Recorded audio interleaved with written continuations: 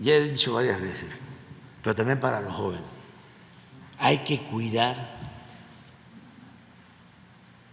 en política, no hacer el ridículo. ¿Sabe qué? Leí por ahí, no sé si sea cierto, tú me lo vas a probar ahora.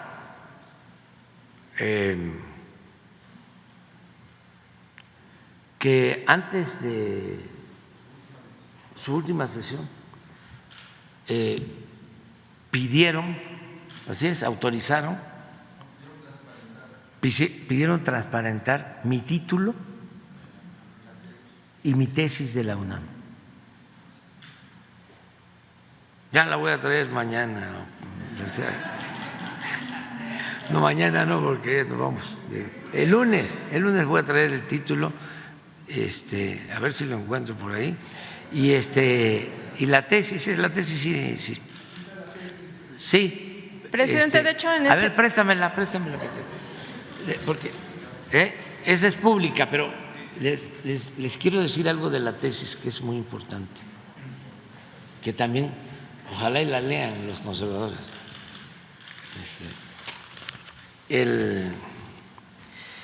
Fíjense que yo terminé la escuela en el 76 y me fui de pasante a Tabasco, de director del Instituto Nacional Indigenista. Entré en el 77 y estuve del 77 a 82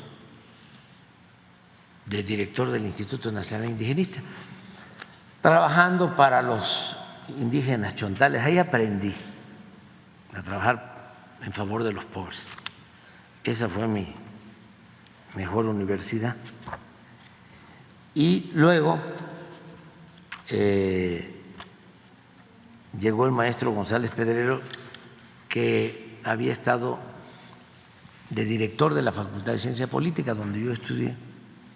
Llegó de candidato a Tabasco del PRI y me planteó de que yo pasara a ser presidente del PRI, porque se tenía el propósito de democratizar al PRI. Es muy difícil democratizar un partido de Estado como el PRI. Entonces, pero nosotros empezamos con eso.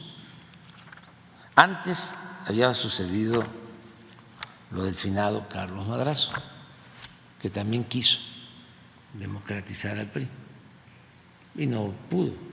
Incluso se habla de que a él lo asesinaron.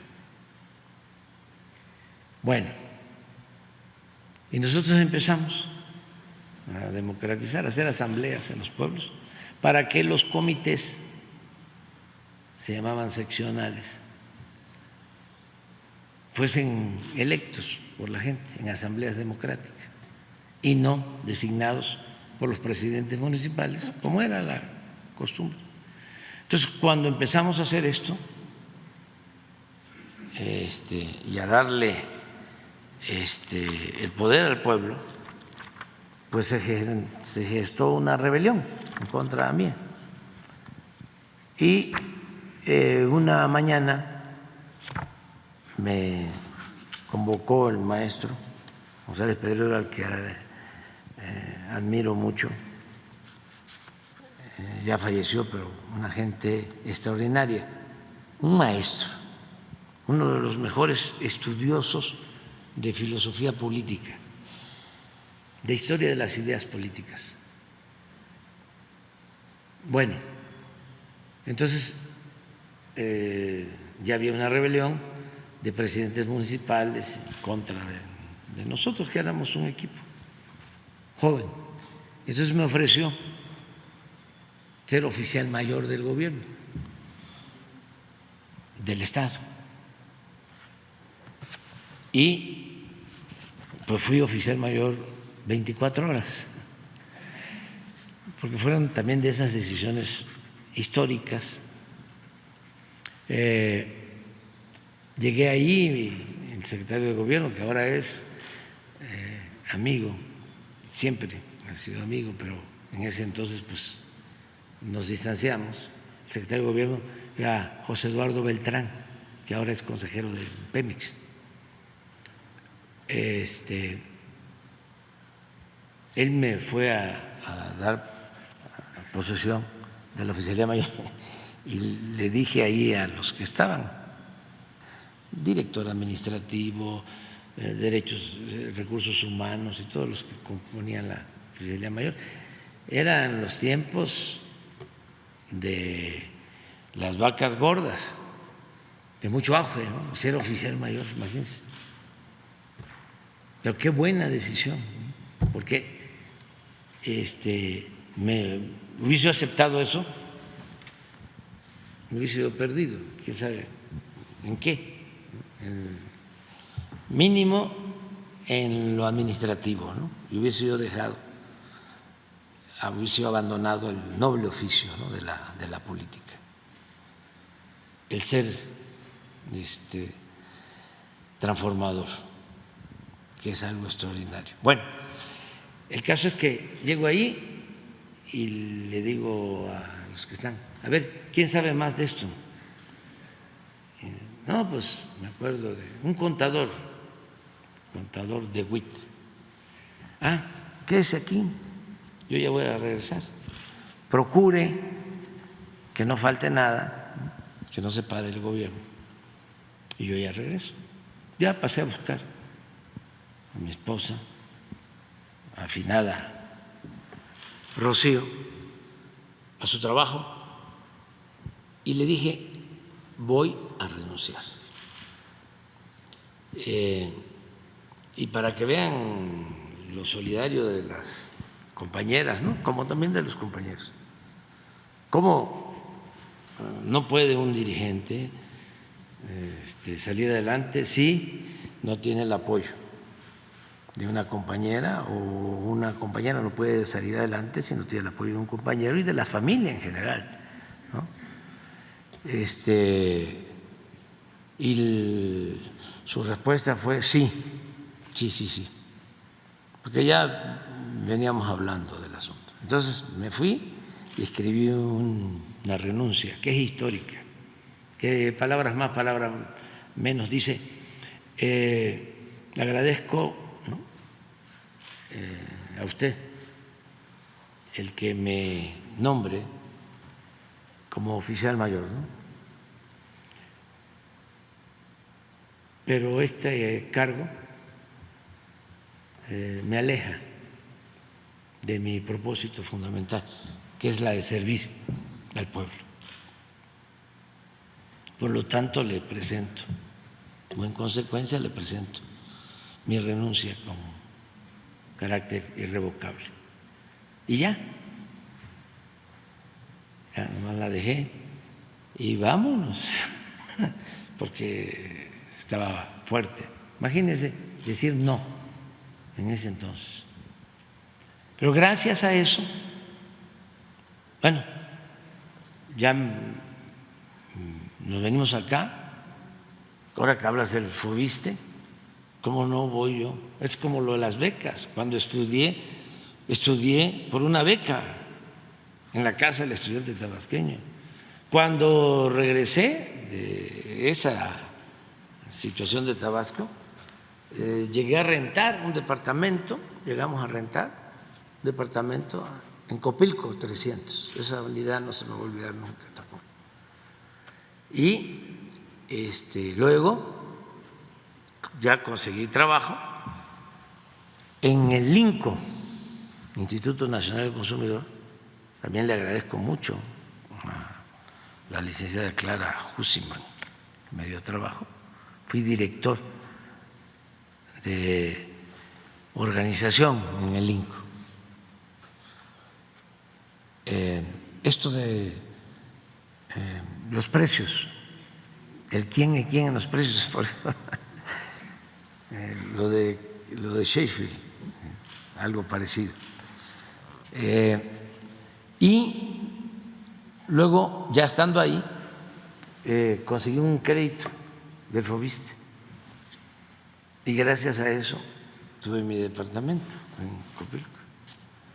Y lo importante en ese entonces de esos créditos es que las tasas eran muy bajas, que es lo que tienes que procurar. Pero bueno, ese tiempo que no tuve trabajo, después de salir de Tabasco, me dediqué a hacer mi tesis. Ya había yo escrito algo sobre este tema y me asesoró la tesis una maestra extraordinaria que ya falleció, Paulina Fernández, que había pues estado de alumna conmigo, pero como yo me fui, ella siguió, se convirtió en maestra, y cuando regreso, ella es mi asesora de tesis.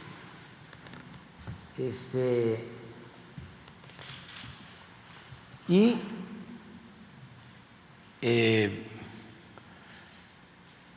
nos había dado clase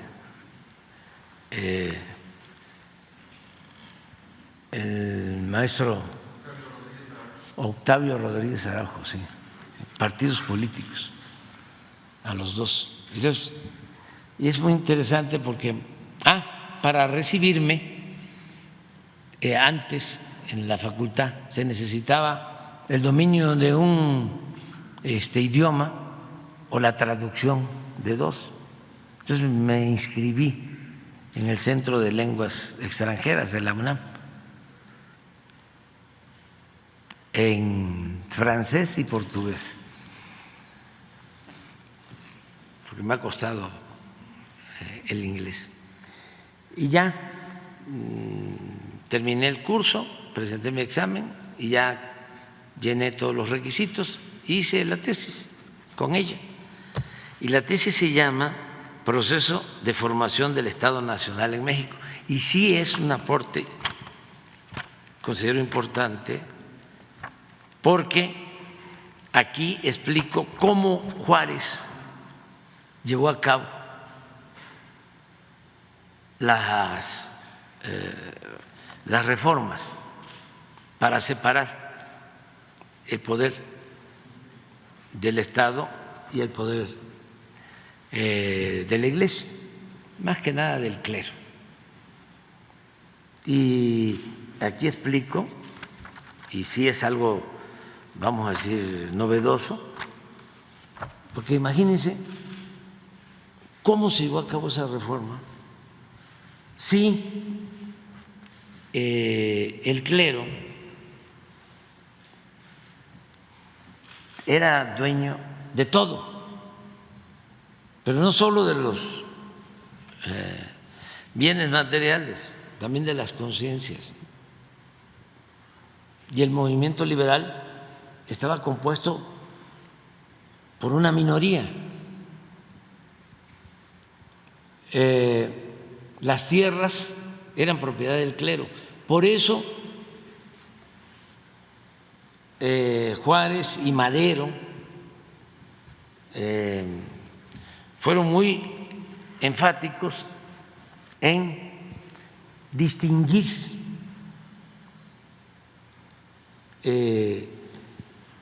al clero de la religiosidad. Son cosas distintas. Juárez era anticlerical, no antirreligioso.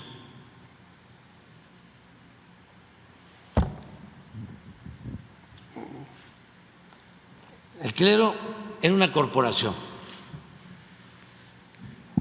con mucho poder. Entonces, ¿cómo es que Juárez y los liberales llevan a cabo la nacionalización de los bienes del clero? Como dirían mis paisanos veracruzanos, le zumba. ¿Cómo lo hicieron? Entonces yo aquí explico cuál fue la estrategia. central. Con las leyes de reforma, sobre todo la que tiene que ver con la nacionalización de los bienes, lo que hacen es que los grandes latifundios del clero los ponen al mercado y le despiertan el apetito a los propietarios particulares. Y por interés más que por convicción, esos propietarios particulares, de ser conservadores, se vuelven liberales. Y de esa manera el movimiento tiene ya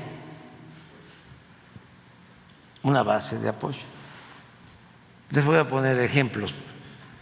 Luis Terrazas, que se convirtió en un gran terrateniente en la época de Porfirio Díaz, pues había estado con Juárez, era juarista.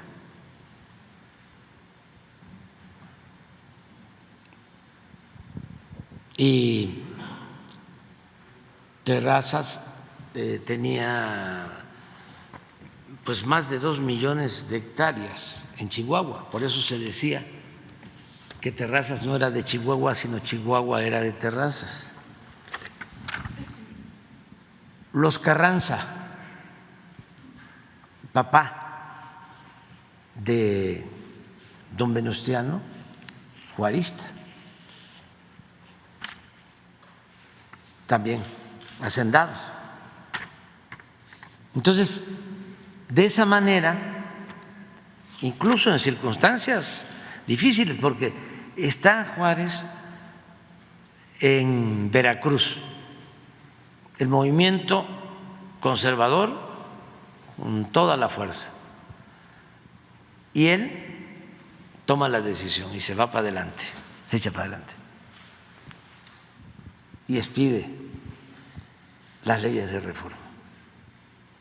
Y ahí cambia. Y es México el único país del mundo que logra eso. Dicen que fue un milagro, una chiripa. No, fue una estrategia política magistral. Desde entonces, México es otra cosa. ¿Qué hace Juárez? Como sabía que el pueblo es muy respetuoso, muy religioso, y él muy respetuoso del pueblo. Si ustedes ven los textos de entonces y de siempre, nunca dejó de hablar de lo religioso y de usar palabras religiosas. Hablar de que la providencia divina nos va a ayudar, el Creador va a estar con nosotros siempre, para que no se usara en su contra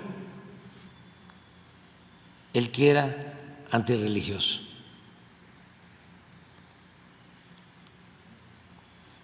Bueno, hasta Ignacio Ramírez, el nigromante, llegó a decir, y ese fue excomulgado por el Papa, como otros, pero llegó a decir, yo me hinco donde se hinca el pueblo.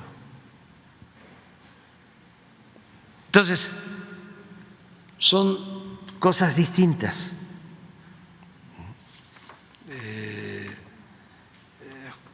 Repito, Juárez era anticlerical, no antirreligioso.